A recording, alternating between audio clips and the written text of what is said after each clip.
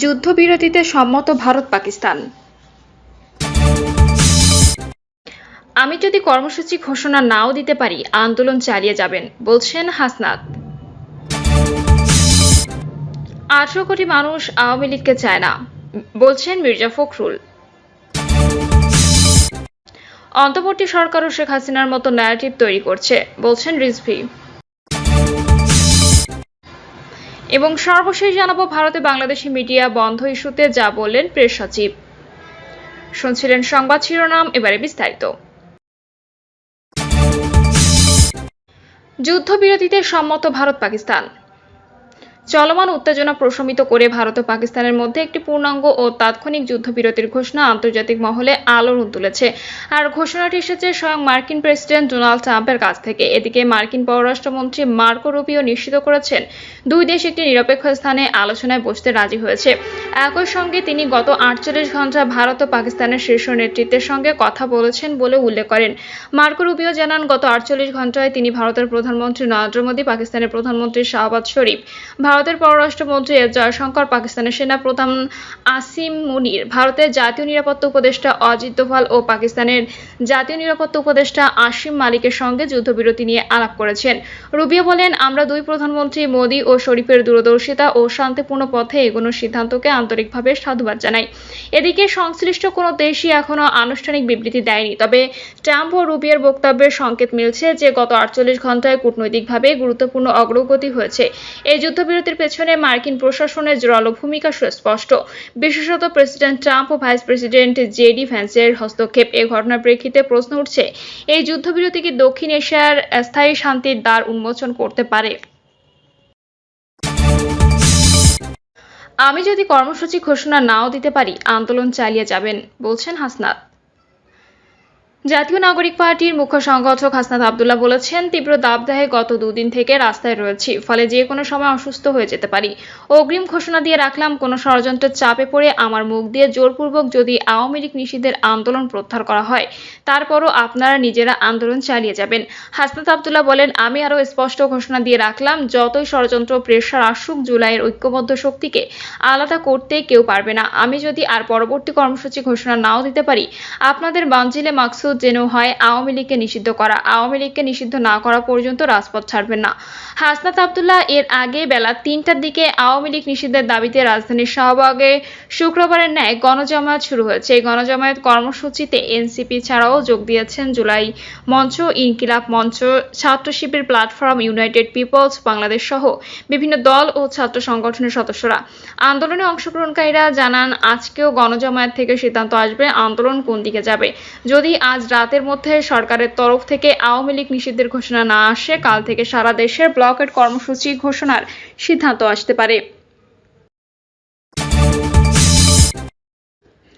18 কোটি মানুষ আওয়ামী লীগকে চায় না, বলছেন মির্জা ফখরুল। বাংলাদেশের 18 কোটি মানুষ আওয়ামী লীগকে চায় না বলে মন্তব্য করেছেন বিএনপি মহাসচিব মির্জা ফখরুল ইসলাম আলমগীর। জাতীয় ঐক্যের ডাক দিয়ে মির্জা ফখরুল বলেন, আজকে আমরা এখানে সমাবেশ করছি, আরেকটা সমাবেশ হচ্ছে নিউ মার্কেট, আরও ঢাকায়। দাবিটা কি? আওয়ামী লীগ নিষিদ্ধ করা। বাংলাদেশের 18 কোটি মানুষ আওয়ামী লীগকে চায় না, তারা দেশে ফ্যাসিবাদ বাকশাল কায়েম করেছে। প্রথম সংস্কার করেছেন জিয়াউর রহমান। সংবাদপত্রের স্বাধীনতা, অর্থনীতির আজকে যে ভিত্তি গার্মেন্টস সেক্টর, সেটাও জিয়াউর রহমানের অবদান। কেয়ারটেকার ব্যবস্থা নিয়েছেন খালেদা জিয়া। আজকে সবাই সবকিছু ভুলে যায়। বিদেশ থেকে এসে বড় বড় কথা বললে মানুষ ভুলে যাবে, তাই না? তিনি বলেন, আমাদের তরুণরা ব্যবসা চায়, চাকরি চায়, তরুণ সমাজ শিক্ষা প্রতিষ্ঠানে শান্তি চায়, একটা গণতান্ত্রিক দেশ চায়, যে যার কথা বলবে। আমরা সে গণতন্ত্র প্রতিষ্ঠা করতে চাই।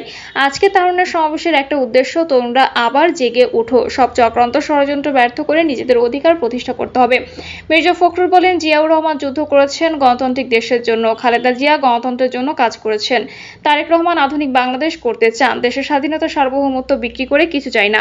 এজন্য তারেক রহমান বলেছেন, সবার আগে বাংলাদেশ। তিনি বলেছেন, ফয়সালা হবে রাজপথে, সেটাই হয়েছে। তিনি বলেন, সুন্দর সমৃদ্ধ বাংলাদেশ হবে, যেখানে মানুষ মানুষকে ভালোবাসবে, মাথা উঁচু থাকবে, বাংলাদেশের পতাকাটা উড়বে পথ পথ করে। অসীমের রক্তের বিনিময়ে আমাদের নতুন স্বাধীনতা, তাকে পাঠ্যপুস্তকে অন্তর্ভুক্ত করা হবে, এটা আশা করি। অন্তর্বর্তী সরকারও শেখ হাসিনার মতো ন্যারেটিভ তৈরি করছে, বলছেন রিজভী।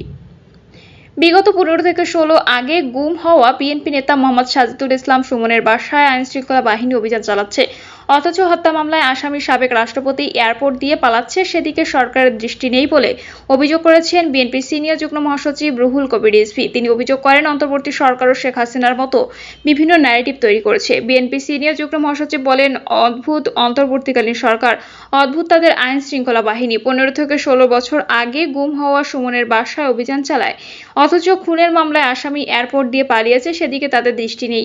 সরকার প্রকারান্তরে কোনো না কোনোভাবে প্রকৃত ফ্যাসিস্টদেরকে, প্রকৃত স্বৈরাচারকে পুনর্বাসন করছে কিনা এটা নিয়ে কিন্তু জনগণের মধ্যে সংশয় দেখা যেতেই পারে, প্রশ্ন দেখা যেতেই পারে। এই ধরনের সংশয় তৈরি হয়েছে। রিজভী বলেন, একটা দায়িত্বশীল নির্বাচিত সরকার থাকলেই তাদের জনগণের কাছে জবাবদিহি থাকে। শেখ হাসিনার উদ্দেশ্য ছিল, তোরা যে যা বলিস ভাই, আমি আমার ক্ষমতা ছাড়ছি না। যার ফলে শেখ হাসিনা একটার পর একটা ন্যারেটিভ তৈরি করত, কারণ তিনি আজীবন ক্ষমতায় থাকতে চেয়েছিলেন। গণতান্ত্রিক প্রতিষ্ঠানগুলো কোনো কিছুই তার কাছে ধর্তব্যের বিষয় ছিল না। অপপ্রচার করে, নাশকতার কথা বলে, জঙ্গির কথা বলে এই কাজগুলো করেছেন শেখ হাসিনা। এখনো কিন্তু নানাভাবে ন্যারেটিভ তৈরি করা হচ্ছে, তাহলে তো একইভাবে শেখ হাসিনার পুনরাবৃত্তি হচ্ছে। তিনি আরো বলেন, আজ যদি নির্বাচিত সরকার থাকতো, শাকসবজি ও মুরগির দাম যে বৃদ্ধি পেয়েছে তার জন্য জনগণের কাছে জবাবদিহিতা করতে হতো, কিন্তু এই সরকারের তো কোনো দায়বদ্ধতা নেই। তারা শুধু বলছে আগে সংস্কার তারপরে নির্বাচন। গতকাল রাজধানীর আদাবর এলাকায় সারা রাত বিদ্যুৎ ছিল না, তার জন্য আমরা কাকে বলবো? নির্বাচিত সরকার থাকলে স্থানীয় সংসদ সদস্য, মেয়র থাকতো, তাদের মধ্যে একটা দায়বদ্ধতা থাকে। ভবিষ্যতে ভোটের আশায় তারা ভালো কাজ করার চেষ্টা করে। এই সরকারের তো কোনো দায়বদ্ধতা নেই।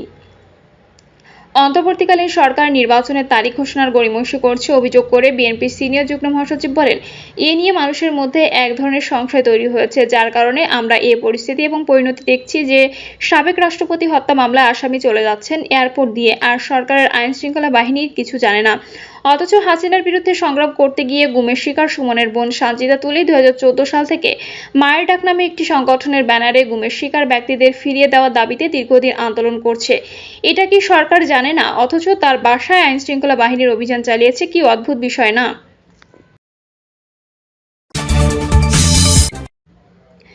ভারতের বাংলাদেশে মিডিয়া বন্ধ ইস্যুতে যা বললেন প্রেস সচিব। প্রধান উপদেষ্টা প্রেস সচিব মোহাম্মদ শফিকুল আলম বলেছেন, বাংলাদেশে ফ্যাসিস্টের পতনে তাদের মাথা খারাপ হয়ে গেছে, যে কারণে তারা আমাদের কয়েকটি মিডিয়ার সম্প্রচার সেদেশে বন্ধ করেছে। আমরা তা করতে চাই না। ভারতীয় চ্যানেল বন্ধের ব্যাপারে প্রেস সচিব মোহাম্মদ শফিকুল আলম বলেন, আমরা অনেক দিন থেকে দেখছি তারা যা তা নিউজ করছে। পক্ষান্তরে বাংলাদেশের যে মিডিয়াগুলো বন্ধ করা হয়েছে তারা অনেক ভালো নিউজ করছে। এটা দুর্ভাগ্যজনক। তিনি বলেন, ভারতীয় গণমাধ্যমগুলো বিনোদনের মাধ্যমে পরিণত হয়েছে, সেখানে কোনো দায়িত্বশীল সাংবাদিকতা নেই। জোরে কথা বলা, নাটক তৈরি করাই তাদের কাজ। এখন দেখার বিষয় তাদের রেসপন্সিবল মিডিয়াগুলো আসলে কতটা ভালো জার্নালিজম করছে। প্রেস সচিব বলেন, সাবেক রাষ্ট্রপতি আব্দুল হামিদ ফ্যাসিস্ট ছিলেন। তার দেশত্যাগের ব্যাপারে সরকারের পক্ষ থেকে একটা স্টেটমেন্ট দেওয়া হয়েছে। তার দেশত্যাগের সঙ্গে যারা জড়িত তাদের ব্যাপারে খোঁজখবর নেওয়া হচ্ছে, তাদের বিরুদ্ধে ব্যবস্থা নেওয়া হবে। স্টেটমেন্টের বাইরে আমার কিছু বলার নেই। প্রিয় দর্শক, এই ছিল এখনকার সর্বশেষ সংবাদ। আপডেট সব সংবাদ পেতে চ্যানেলটি সাবস্ক্রাইব করে বেল আইকনটি ক্লিক করে রাখুন।